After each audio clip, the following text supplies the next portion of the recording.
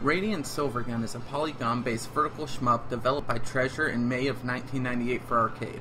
It was then released to Saturn in July of 1998, and then later on Xbox Live in 2011. The version I'll be reviewing is the arcade version. The backgrounds are very nice looking and have multiple layers of depth to them. Not just that, but there will be times where the background itself will move and shift. Other times you might be fighting in the clouds and it'll fade to being in a city. The entire game has a very futuristic feel with mostly robots and spaceships. The enemies repeat per level, but they are put out in such different patterns on each level to where it does not feel like the same level over and over with just the new background. The bullets are very easy to see, which helps with dodging. There's only one time I can think of, and this is for a boss, where some of the bullets are actually a little hard to see. There's also a high amount of background to foreground interaction, which I just love in games. Everything from the ships to backgrounds to bosses all look very good. Everything in this game makes some kind of sound. The attention to detail in the sound effect department is very good. Yes, you may hear your own shots, but they do not overpower any other sounds in the game. Everything just feels alive with a high amount of sound effects here. The music in this game is very good. Each and every song is a tune that tends to get stuck in my head. They all have very heroic sounds to them. The only downside is that the songs repeat per stage, since some of these stages can be very long. The songs are good enough though to where I don't mind hearing them on repeat. The music is just filled to the brim with great songs. This game looks good and sounds even better. It is a treat for your eyes and ears to be able to play this game. In this game you get 3 primary weapons: Vulcan, Homing, and Spread. You also get 4 additional weapons you can use: Homing Plasma, Back Wide, Lock-on Spread, and Radiant Sword. The way upgrades work is through experience points, which are gained through in-game points. You get experience points per weapon that you use, and experience will upgrade your primary weapons. If you say use the Back Wide, which is a combination of the Vulcan and the Spread, the experience points will be divided up evenly to those primary weapons. Most of this game you'll be dodging bullets. There are a few instances where you'll be dodging enemies though, but not very many.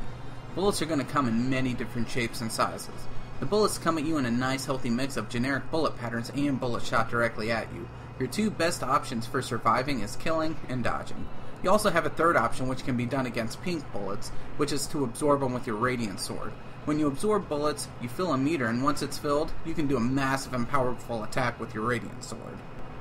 The biggest elephant in the room that I have yet to cover is the scoring system. The scoring system is fairly complex.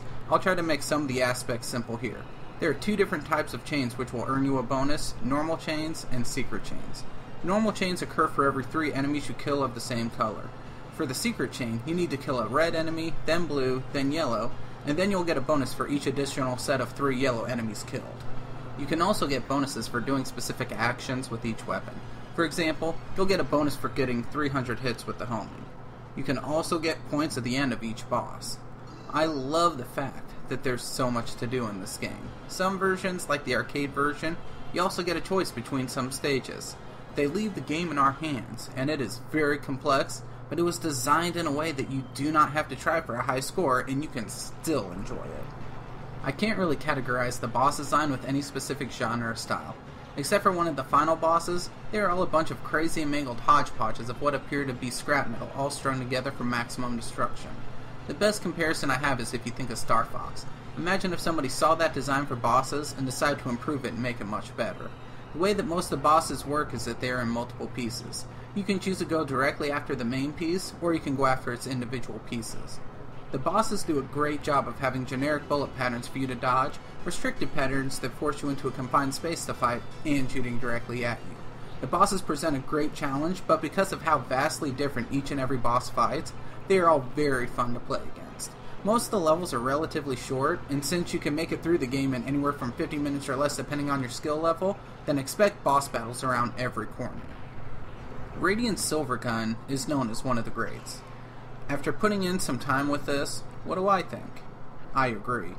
This game is easily one of the greats. There's just so much to do in this game to have a great time. You can do nothing but go for a high score, or you can just mess around with the different weapons. They give you a good variety of weapons too, and some of them can even be upgraded.